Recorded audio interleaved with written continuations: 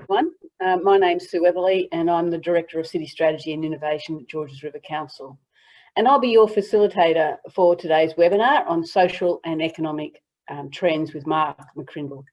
This is the first of 4 free webinars created in partnership between Georges River Council and the St George Business Chamber to help businesses navigate their way back to success following such a turbulent and disruptive year. Today's topic is on social and economic trends, and it's about setting the scene and aims to give insight into the current economic and social climate and how it will impact on the future of small business. Mark will talk through Australia's current trends, the impact and influence of COVID-19 in the first 20 minutes, and then we'll break for 5 minutes to answer questions, and then we'll move to the second session on how this will shape our future. We will look at what this means for small business and for the community as a whole. At the end of this session, we will allow 10 minutes for Mark to answer any of your questions. So let me introduce our guest speaker, Mark McCrindle. Mark is a social researcher and futurist with an international following. He is recognised as a leader in tracking and merging trends and researching social trends.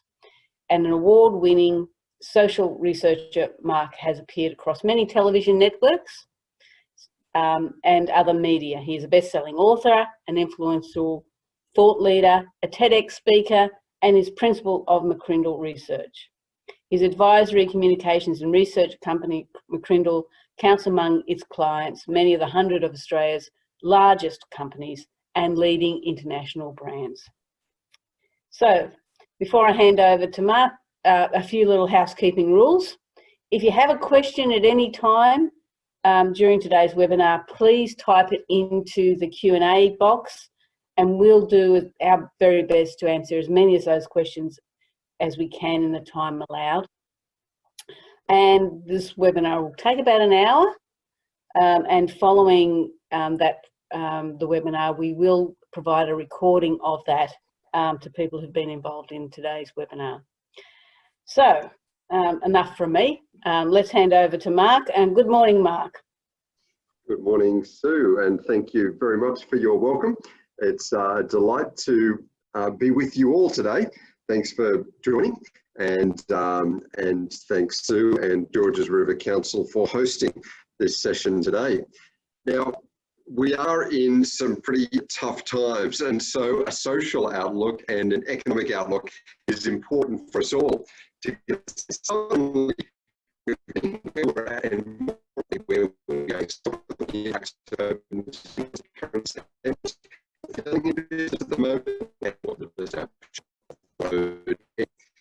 Here we are working our way through 2020. It was such a year.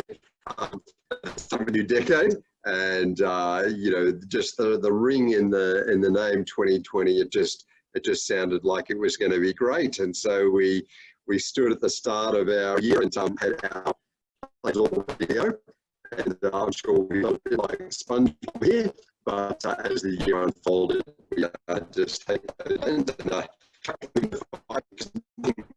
was as we had planned.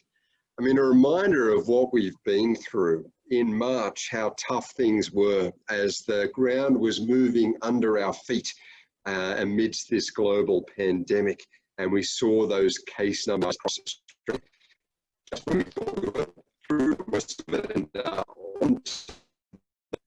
that second outbreak, which had significant impacts for us all nationally. But you know, we fared a little bit better here in New South Wales, and certainly have avoided a subsequent wave. I'm sure we've been studying these curves and hearing the curve. We really have a teachers back today. You know, the kids saying like we'll ever use this stuff, and it seems like we're trying to understand and track these curves on a daily basis. Well, here's been our experience in New South Wales. And after the March-April challenges, apart from just some local outbreaks that have bumbled along for nearly 6 months now, we're pretty much in the clear and feeling better. But of course, We have all seen what can happen with subsequent waves. And so these restrictions, social distancing, and the health practices will be with us for some time to come. Feeling like the worst is over and it's all, blue skies ahead. Let's not forget how tough times were in late March. The experience, you're seeing the news every day, seeing queues outside Centrelink offices, seeing almost overnight 1 million Australians stood down or out of work that had been working in February. What a challenge it was. We saw the panic move to our shopping centres and to the supermarkets. We saw empty shelves and great uncertainty abounded. Probably at this point, we were ready to close the book on 2020 and look ahead. I think Dude with Sign here summed up the sentiment very well. 2021 will be our year. But, we've still got a few months left of 2020, and how are we going to respond? I like this quote that's so relevant for all of us in leadership and in business. Leaders don't complain about the direction of the wind, they change the set of their sails. And I know that you have been adaptive and agile in responding. And that's why you've tuned into a webinar like this, to get some more information and insights as to where are we at and which way is the wind going to be blowing, so that we can prepare. By April this year, more than half of all businesses nationally, from an ABS study, had adjusted the goods or services they offer or how they deliver those. So as small business operators, we are agile by nature.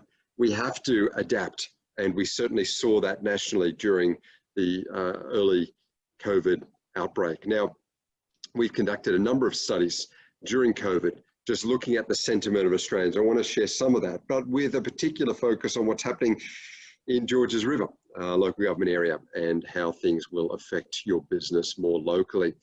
Well, the good news is that the impacts that we have felt nationally haven't been largely on the health side. Just 13% of Australians have had their physical health impaired because of COVID. And that's not even been through catching COVID. 28,000 cases in a nation of 25 million people. In fact, the majority, 3/4 of Australians, don't even know anyone personally who has tested positive for COVID. But there have been impacts across our nation physically through less exercise, through just the feeling of not getting out as much. Even bigger have been the mental health impacts beyond the physical health impacts. Anxiety, depression, uncertainty has abounded. Even bigger than that across our population have been the financial impacts, with more than 1/4 having a reduced income and some stress there. And larger again have been the social impact, where plans and our gatherings, perhaps end of year celebrations, weddings and other gatherings have been left in tatters. Plans to travel and other things have been brought to a shuddering halt because of this. So the challenges have been manifold. The good news is that the health challenges have been the least in this pandemic, but nonetheless, those ripple impacts have been great and will be with us for some time to come. Social distancing and challenges around gathering to full capacity will be with us for a while. So maybe where's Wally, even in 2021, will still be easier than it was in the past amidst emptier streets, and certainly our CBDs taking a while to return to normal. So what will be our return to normal? Will we see that V-shape recovery that we look for economically? Is it going to be more of a U-shape, perhaps a tick shape? Well, I think it's the tick shape. It's not the V, it's not the snapback, it's not the quick recovery. In fact, the Australian stock market gives us an example of that. Here is the ASX 200, and the massive impacts in March were the biggest in a generation in terms of that loss, that decline in the average share price across the top 200. We've made back half of the losses since then, but things have slowed down, plateaued a little bit more like a tick, maybe like a Nike swoosh than a V shape. On the recovery, no doubt, but taking more like the 2 years than the 6 months we might have at first thought. So perhaps more tick than V, Not really a U there, so the pessimistic outcomes haven't come to pass, but certainly the economic challenges will be with us for years to come. I'm sure we've seen something of the budget from Tuesday night, and that is giving us that national snapshot, and it's one that we ought to understand because it has local impacts. So while the 2019-2020 year was supposed to give a very small surplus, you can see it had ended up with an $85 billion deficit. And the financial year that we are in at the moment, the 21 financial year, ending in June next year, was supposed to give an even bigger surplus. Modest, but bigger than the one concluded, but it's going to give an even bigger deficit. In fact, by the time we get out of this deficit cycle, perhaps the second half of this decade, we'll have $1 trillion in national debt, a big challenge and obviously not foreseen in February this year. Now, those same economic impacts we're feeling at a local level as well, because GDP has been impaired, spending has been cut back, and anxiety reigns. Here is historically the GDP growth and the recessions over the last generation. And we had a sharp recession in 1981. We had a mild recession, though a 3-year one, from 1989 to 1991, as you can see, the recession that we had to have. But the recession that we're currently in is going to be as long as the 1991, 3 years in span, and almost as sharp as the 81 recession in terms of its depth. So certainly some challenges. And we've got extra impacts that this pandemic brings, because you've got the health challenge, you've got the ongoing restrictions around that, you've got closed borders nationally and at a state level as well. And so this has other longer term impacts, not just on the economy, but on our population, which was a key driver of our economic growth. Here is what the net migration numbers were supposed to be doing over the next few years, flatlining at about 238,000 people net gain in our population through overseas migration per annum. 2/3 of our growth until this year and for the last decade has been through net overseas migration. It's the key source of population growth in Australia. That was the trend line. What has actually happened? Well, actually, not just migration to zero, we've had a net loss on net overseas migration, something we've never seen before. And fertility rates have slowed. That happens in uncertain economic times. Families that were thinking of starting a family, couples thinking of starting a family, delay that family. Those that had one thinking about a second or two thinking about a third, delay that until they know where things are going for them economically. So fertility rate is down as well. So our population growth has been very much impaired. The question is, where's it going to come to? Are we going to see a snapback next year or the year after? One scenario is that perhaps over the next 5 years, we will recover to where we would have been, ending up with about 1 million people less than would have been in our population than would have been provided by that red trend line. A more, I think, perhaps realistic one is it'll take a bit longer yet to recover. Now, that blue solid line forecast, the V shape, is what the budget delivered on Tuesday is predicting, although we're thinking that it might take a bit longer to get those international students back, even if we're ready for business, we're ready for the skilled migration. We in Australia are ready with our protocols to take long-term holiday makers and tourists and students back.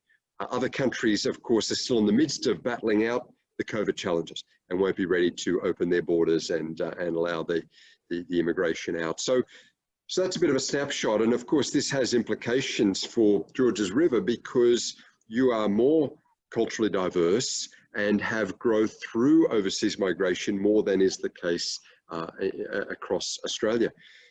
You know, we in this nation have had a great boom economically because of the immigration boom that goes with it. 29% of all Australians were born overseas. Now, we like to compare ourselves with these countries. You think of US as being a great nation of migration, but we've got more than twice the proportion of residents overseas born as they have. And think about the UK, part of Europe, and border flows there.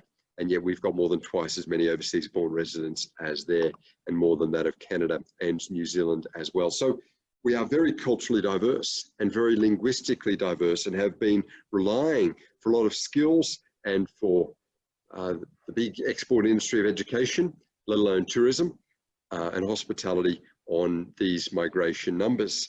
1 in 5 Australians speaks a language other than English at home. We bring that here to New South Wales, it's more than 1 in 4 at 27%. We look at Georges River local government area, you've got more than half of all residents in the local government area speaking a language other than English at home. You are one of the most culturally diverse parts of this very culturally diverse nation, and you do rely on that overseas migration for the connections to business and to family and the economic boost that that brings. And that, as we just saw from the modelling, is going to be impaired for at least the next 5 years, and perhaps even through the rest of this decade. So they are some of the challenges that we're facing: economic challenges, demographic challenges, social challenges as well. The impacts were fast to hit us. It was in May that 72% of businesses recorded reduced cash flow. This is within 6 or 8 weeks of the pandemic. 69% had seen a reduced demand for goods and services. Half were impacted by government restrictions, and those numbers have accumulated since then. There have been some businesses and sectors that have grown that have been, in a sense, future-proofed in this particular pandemic. Those in healthcare, education as well.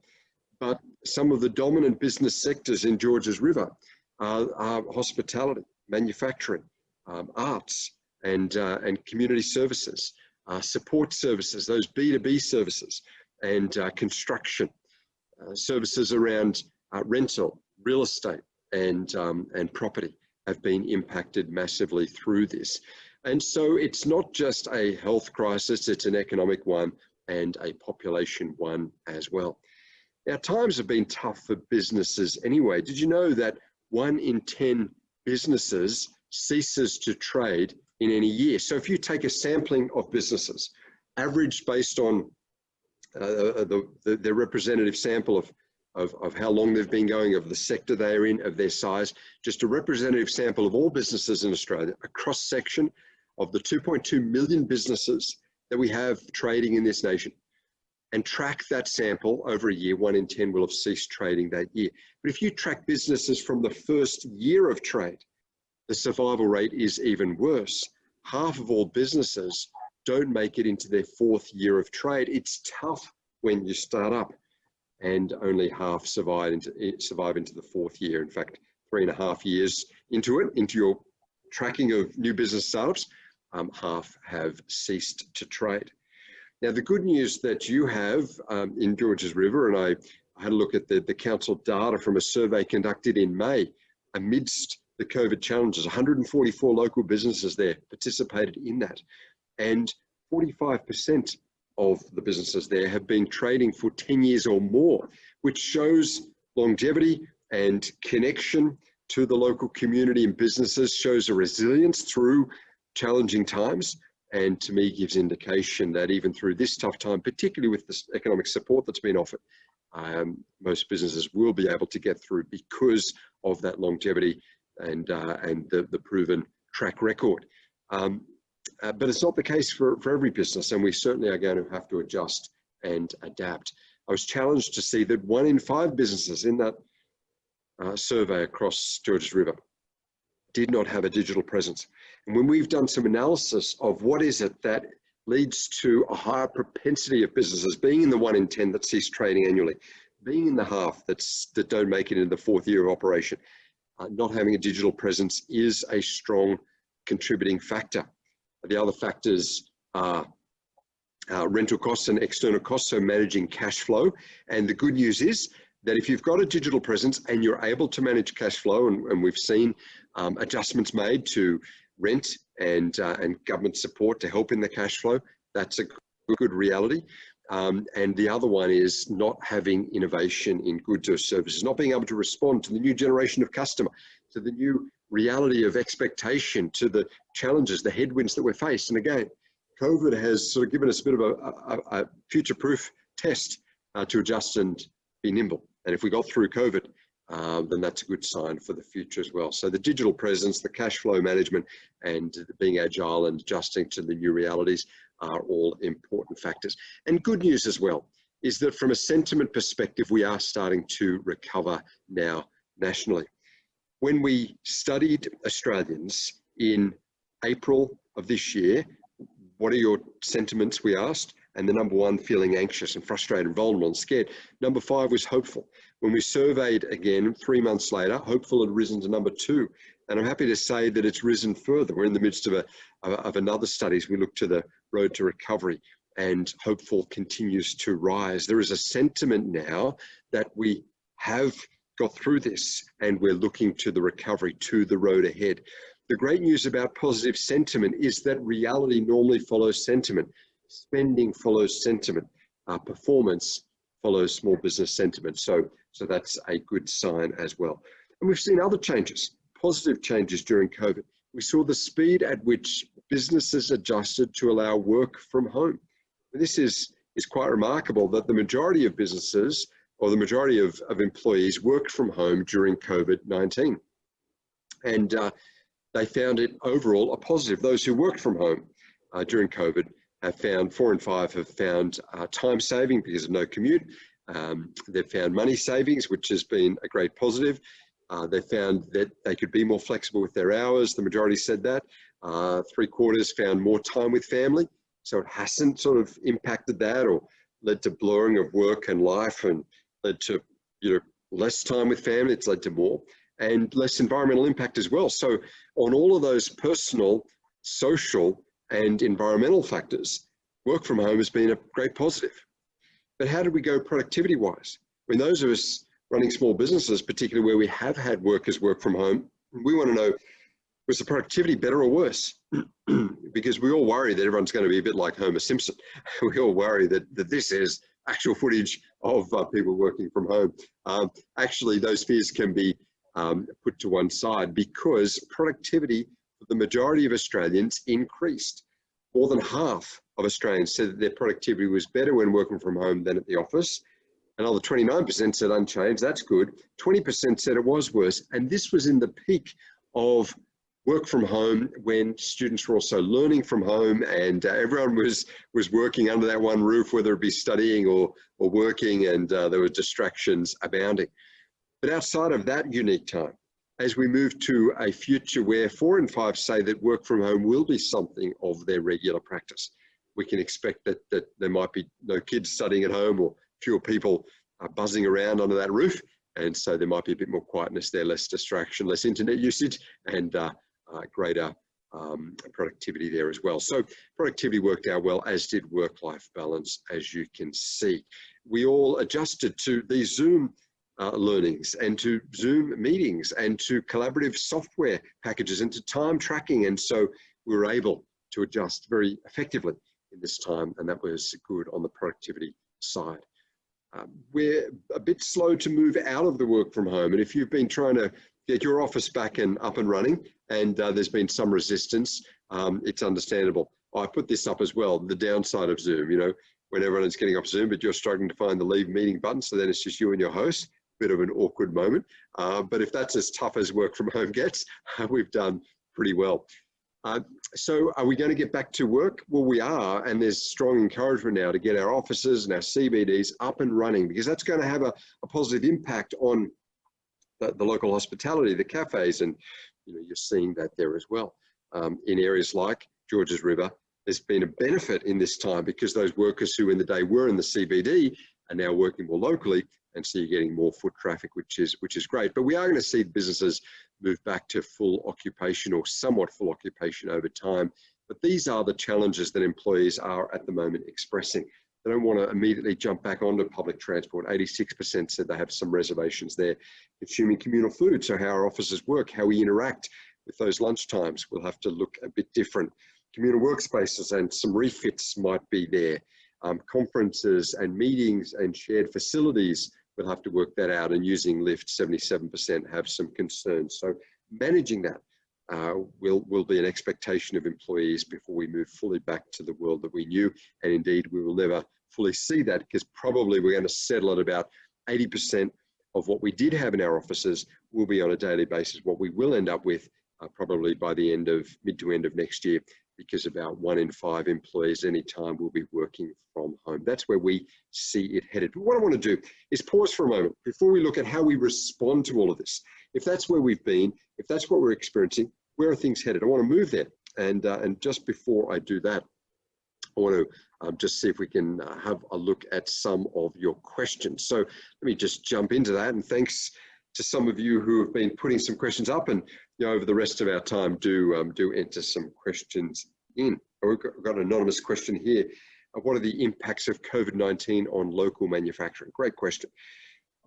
Any gathered space, particularly where there was concentrated work and it couldn't be well managed, we did see some challenges there. We saw the need to stop those workplaces, and of course manufacturing can't exactly be moved to work from home.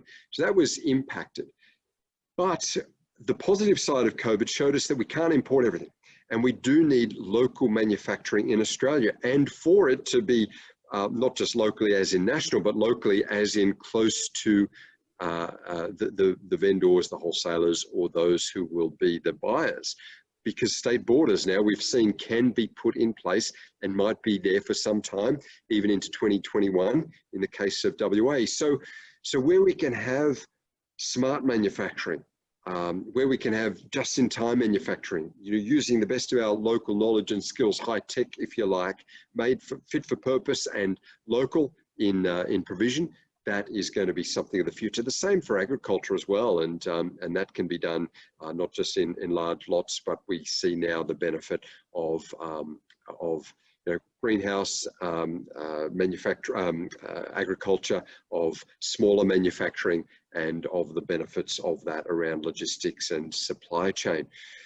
How do you see the future of B2B in relation to the sales, in particular how businesses will attract clients in a COVID world? What changes can be made to businesses, to equipment, 2021 and beyond? Well, what we've started to see in place, hand sanitizer, is a permanent fixture. Some of the queue control mechanisms to ensure some level of spacing, how we space out our cafes and eating, the al fresco rather than just indoor. These will be there for the medium term and maybe longer than that. So we do have to do some refits. We do have to adjust. What we had in February 2020 is like a prior era, and we're not going to swing back to that. So if we can be innovative in this time, it's going to be pretty key. Someone's saying what industries will take the longest to recover. As we saw, some industries have done really well. In fact, about 1 in 10 Australians have financially done better during COVID.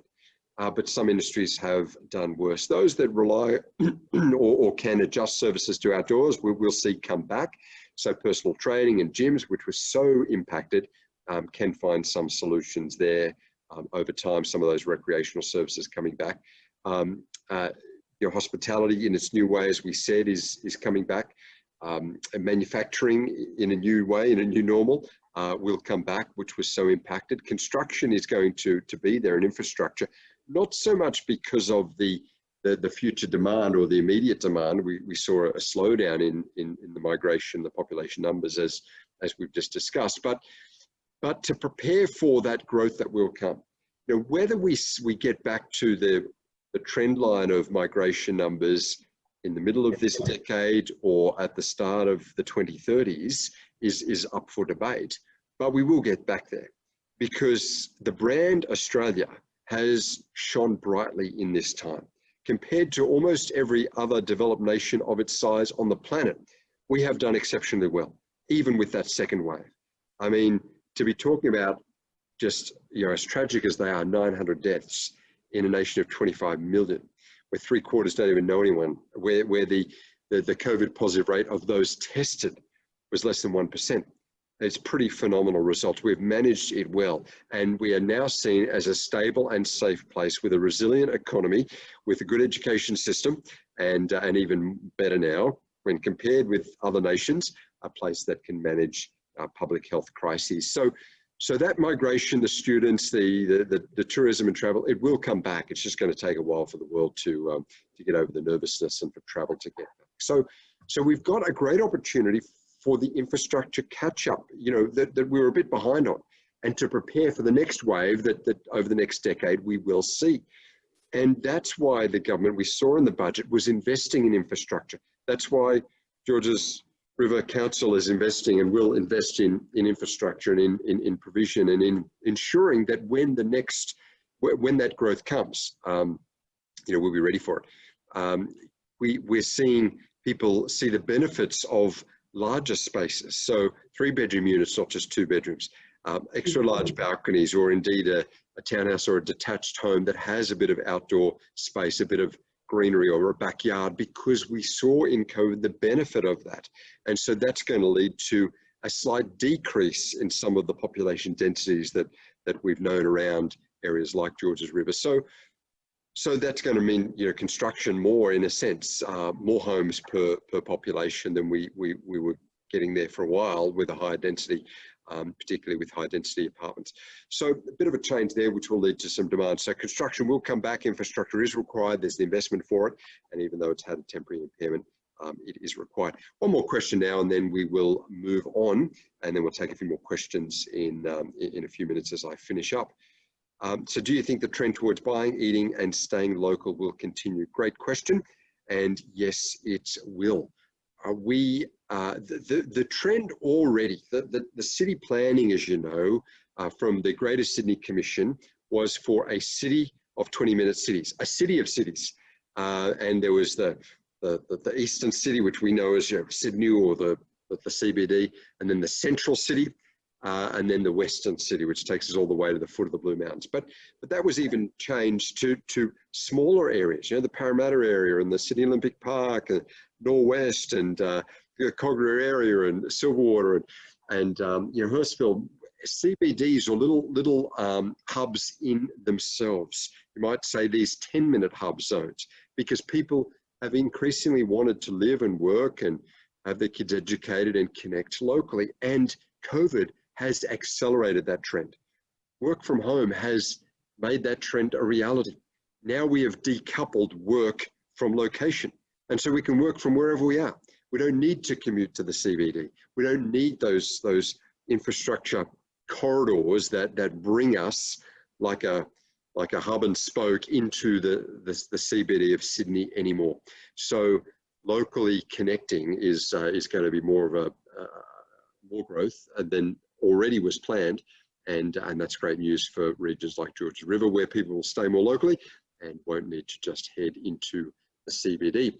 Well, let's power on with a few other thoughts here as we think about where we're headed and what's next. Impacts on the next generation. And if we think about where we've been, that's impacted us all, but where are we going? That's going to have even bigger impacts on the next generation, because they are the ones that have been most impacted, because it's hit them in their formative years. The age at which we're exposed to a transformative event determines how embedded it will be in our psyche. We sometimes talk about the older generations as the post-war generation, or the baby boomers, because they heard stories of World War II. They had parents who lived through the Great Depression. They were shaped in that era and saw that economic boom that came with that demographic boom post-war. So the times that they experienced in their formative years left fingerprints on them. Well, that's going to be the case for this generation. This generation of recessionistas, they're going to know the next few years of these recessionary times, who lived through COVID at a young age, and so it impacted them in their formative years. Let's understand the next generation and where they fit in the context. From the builders, aptly labelled because they built our way of life, our business and economic infrastructure after the Great Depression and the war, aptly labelled, and then came the boomers, as I mentioned, then us Gen Xers, Gen Y have emerged as the new householders, family formers, wealth accumulators, employees and leaders. Generation Z now moving out of school and into the workforce at the oldest age. And having finished up the alphabet, we're moving to Generation Alpha, if you wanted to know. Greek alphabet coming into play, having finished up the Latin alphabet, a new generation born since 2010. Well, we need to understand the next generations because, as I said here, the key characteristic of a leader is foresight. The reason they can lead is they see things not just as they are, but as they will be. We need to, as business leaders, understand the future so that we can take our teams there. In fact, the only reason we can lead is that we can see a pathway ahead, is that we can observe some of the trends, is that we know something about the emerging generation of customer and staff member and can lead them well.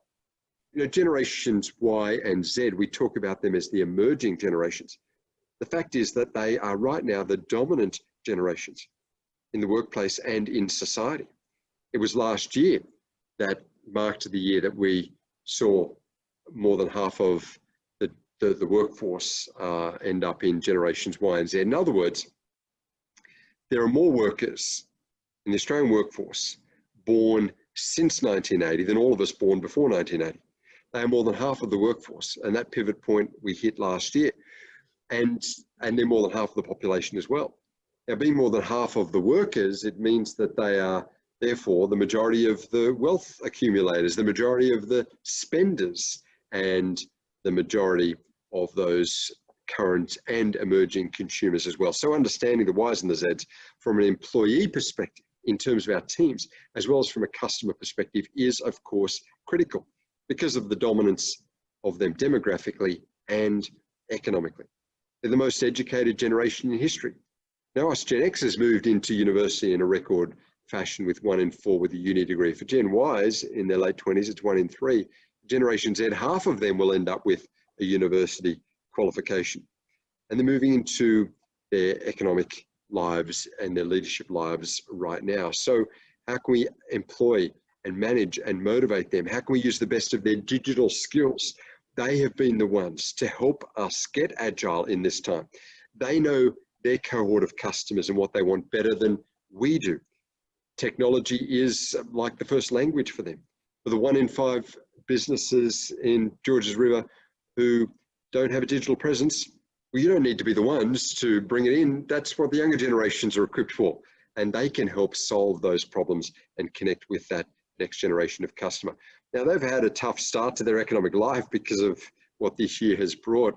One Gen Y said, I've now lived through 5 decades. You think, but hang on, they're in their 30s. How can that be? Well, they've lived through the 1980s, the 90s, the 2000s, the 2010s, and March to September 2020. It was sort of like a decade, wasn't it? It was pretty crazy times there, and they have experienced that.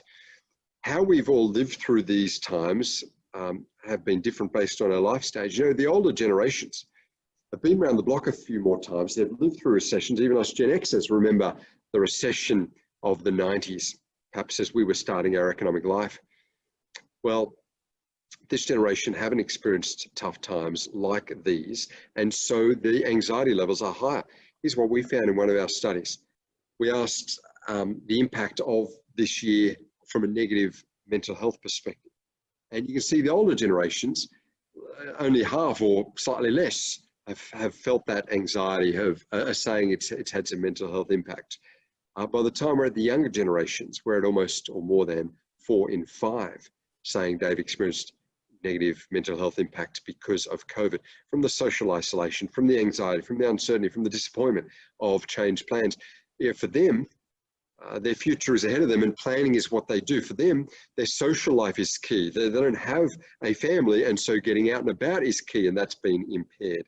For them, there's a lot of social markers, life events that they're moving through, from school years and end of school events to university and those roles, the starting of their work and the like, and that's been, of course, impaired massively. So big challenges for them. And think about young children. You know, for an 8-year-old, you might say 5 years of living memory. Well, a year of COVID, that's 20% of their life, of their living years. For us, it's a blip in a lot more of life and experience that we have had. So let's understand that this will shape them, I think, though, for the better. notwithstanding the tough times that they're currently going through, we all are, but that it's impacting upon them, it's forging resilience. It's forging for them the ability, the need to adapt and to respond. It's forging in them a character formation, a recognition that job security matters, that savings are important, that we need to be ready for a rainy day, that the economy doesn't just go up, sometimes it goes down, that there are surpluses and at times recessions. What a great lesson in life to learn, not when you're 40 or 50, but when you're in your teens or early 20-something years. In fact, in the future, this conversation might take place. Grandma, why do you like sitting outside? Well, because there was a time when this was illegal, and I think it is shaping this generation, and it'll have some positive impacts on them. Well, what do we see as some of those impacts moving forward? 90% believe the experience of COVID will lead to technology and screens to become more integrated in their lives. 86% of Australians say that children of today will expect more flexible working conditions. It's just going to be the new normal for this generation.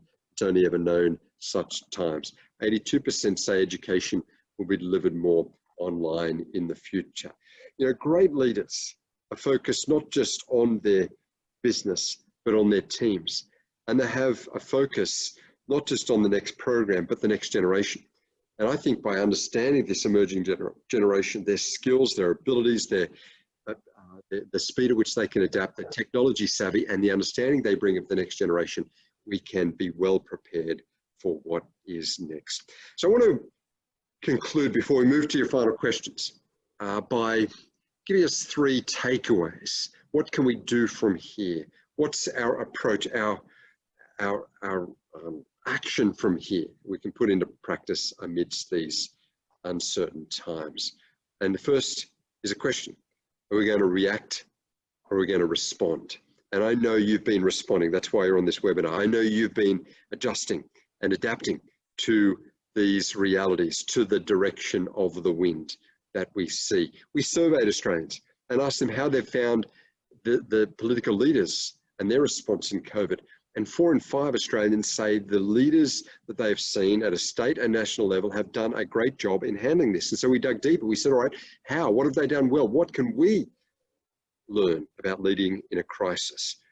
And here's what Australians said: be completely open and honest with sharing information. That's what they've seen their leaders do. You know, here are the daily data on new cases. Here is the challenge. Here's the deficit. Here's the spend. Here's where the recession is going to take us to. And be prepared to make tough calls, make them early and back yourselves. We saw the restrictions come in, tough restrictions that we've never seen in this nation before. But the leaders said, look, it's going to be tough. We need to make it, and we need to back these in, and we need to move forward with this because it's the best way through these tough times. And Australians said that's good leadership. Lead with strength and communicate confidence. Give voice to the experts and follow their lead and advice. Not to their own thought, but what the evidence, what the data is pointing towards. We're in an evidence-based era, and that's important. So some great points there. Strong leadership, decisive, clear, transparent, open, but also empathetic leadership. Show compassion and empathy. That was number 5 on the list of what Australians have seen from their political leaders and what they have responded well to. Be clear and decisive, but show compassion and empathy. And if we practice those same characteristics with our team in these tough times, I think we will be well placed. I wrote here in this report recently, the success of a leader is measured not by what they achieve in their tenure, but by what they set in motion. Now, many of us are going to be setting in motion things that will live on long after we have moved to another role or stepped into another function.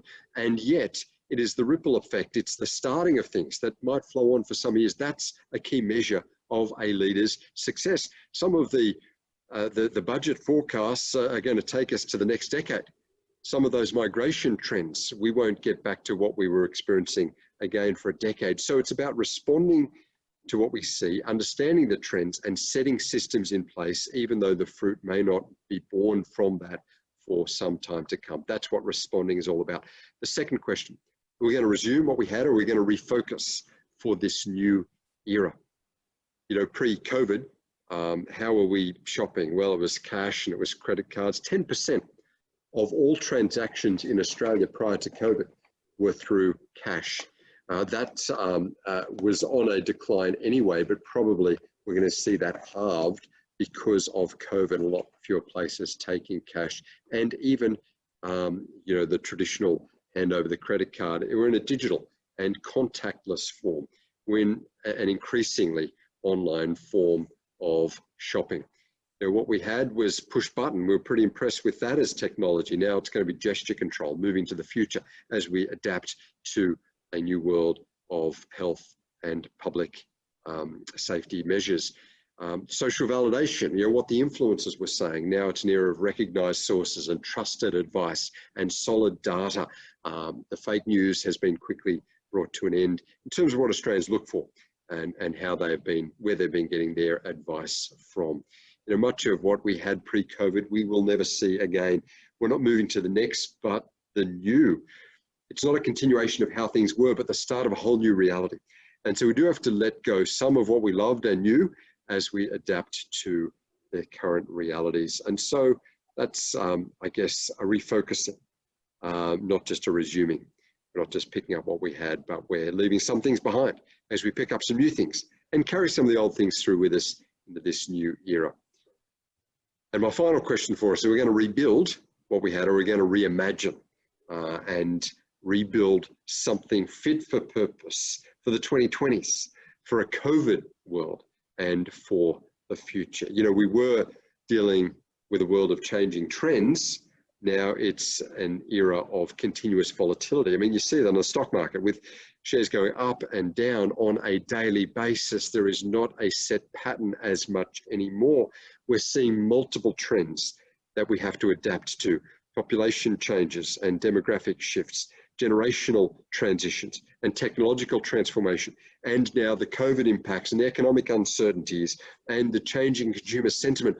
All of these trends impacting all at the same time. And that's the new reality of the uncertainty, the volatility, the complexity, the ambiguity of this new era. Pre-COVID, things were linear.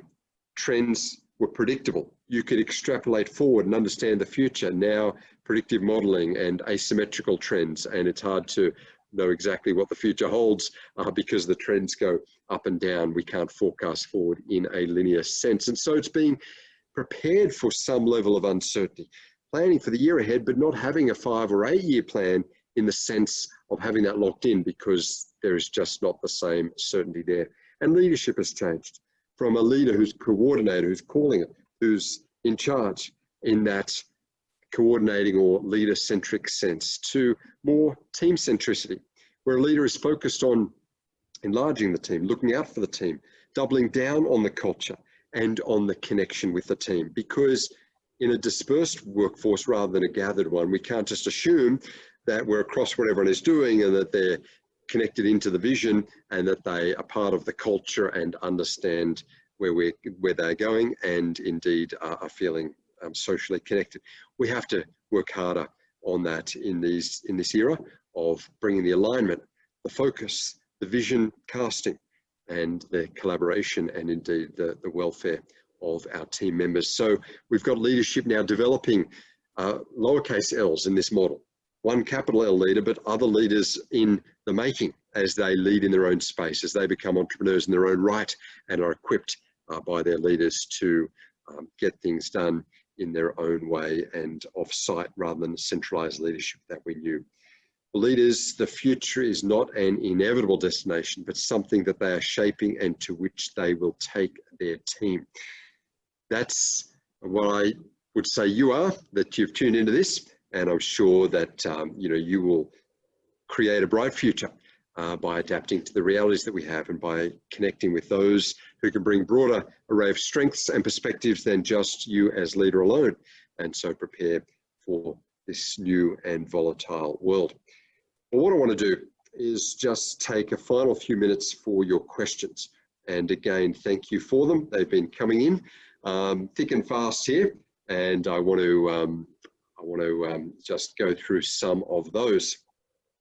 So Trevor has asked, did any of your research examine people's weariness re COVID restrictions and impacts? I'm over it. You're certainly not alone, Trevor. So many of us are. You know, it was more than 90%. I think 88% of Australians were practicing social distancing, more than 90% following the health advice of social hygiene in COVID. So massive compliance rate, and that's why we smashed the curve. Where we didn't, where we saw a second wave, was more policy failing or government failing rather than people, you know, not doing the right thing. Now what we've seen since, and we saw the high trust in leaders, you know, because we saw they were getting the result done, and they were, you know, so we were all very compliant.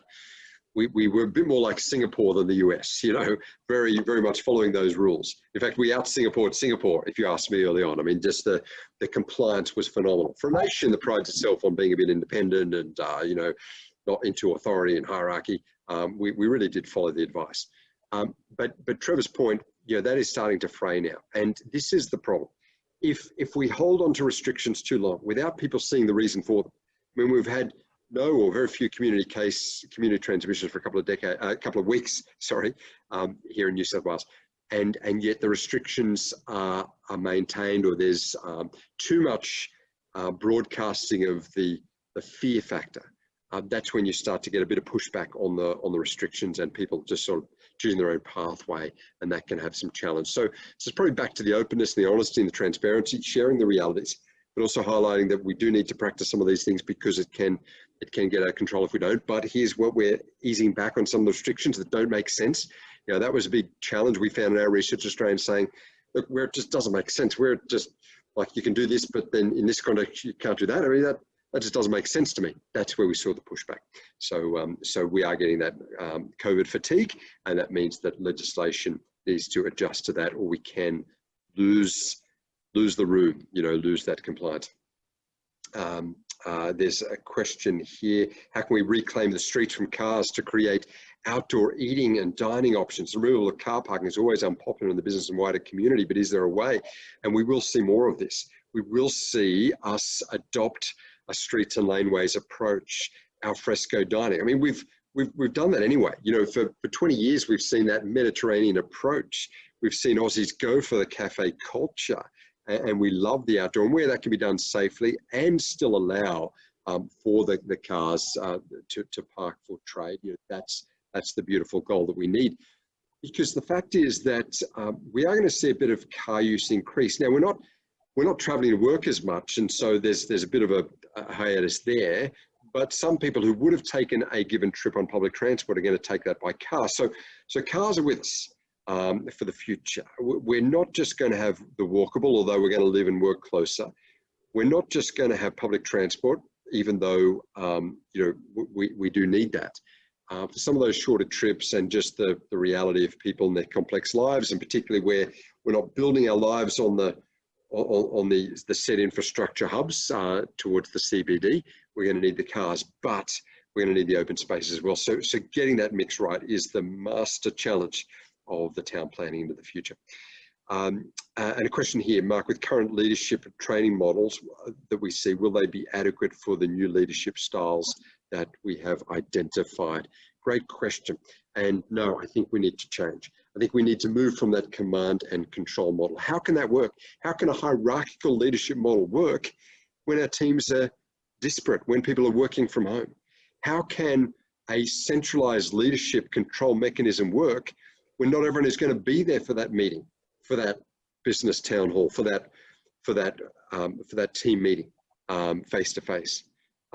We need to go more for that empowerment model and the collaborative model, because we're not going to just be able to walk in the office next door and catch up with someone. We're going to have to empower them to get it done. Now, sure, you know, check on it, interact with them through the digital, but empower them so that they can get it done. The chain of command, that hierarchical approach that perhaps we saw of previous generations, doesn't speak the language of the next generation. It doesn't set itself up best to allow the innovative, the agile, the pivot that we've all needed in COVID. And so we do need to have that decentralized, or that collaborative, or that empowerment model for the next generation. Final question I can see here that I'll tackle just before we wrap it up and let you get on with your business, your day and your future.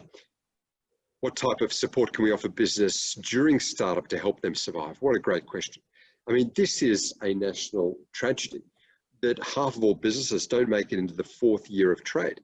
I mean, each of those businesses that failed, that's the failing not just of a business, but of a dream, of perhaps a person, a couple of families' goals, maybe their livelihood, certainly some of their savings, and maybe even a mortgage. I mean, that's an economic waste. It's a social problem, and it's a business tragedy, and we need to do better than that. So it's about firstly looking at what those factors are that lead to the declines, that lead to half of all businesses not making it into the 4th year, and doing what we can there. And I think in a tough time like this, support in terms of reduced rent or reduced fees or registration, reduced red tape is a key thing. And I know that councils like Georges River are focused on that. I've seen some of the council reports that are just looking to give the rebates or the refunds or reduce some of the red tape to help businesses in a tough time. So that's just a great blessing. We've got to manage our staffing. So the larger a business gets, the more likely, as a business moves from sole trader to micro employer 1 to 4, and then to a small business 5 to 19 employees, the decline rate increases.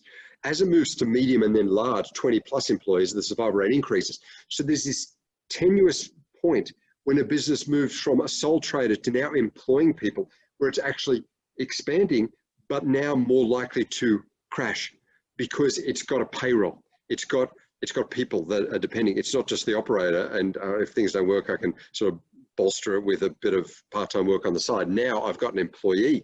I've moved because the business is growing. I've moved to take someone on, but I'm more vulnerable. And so that's the point that we need to offer the support. And again, the budget, we saw that. There's the $200 a week unemployment support for those moving off unemployment into a role if they're under 35. We're seeing other changes to help us take on employees. Maybe the goal is to just really take it easy and go part-time or casual with staff till we build it up. The challenge I see is people taking on too much debt as they start. They've got the big vision. They spend too much on their business startup costs. Rent the nice place, fit it out nicely, take on the staff, paying it all from their mortgage or from their loan. And then it's not a proven concept and it doesn't work out long term. So take it easy, step by step, use the support that's on offer, and particularly in tough times like this, go smart through digital rather than the infrastructure setup. And that's probably going to help us out. But I'm sure with a big vision, with great enthusiasm and with great wisdom in there, you'll make a success of your business, as those new startups will as well. I wish you all the best. And thanks for joining me this morning. And right now, I'm going to hand back to Sue, who welcomed us to close us out.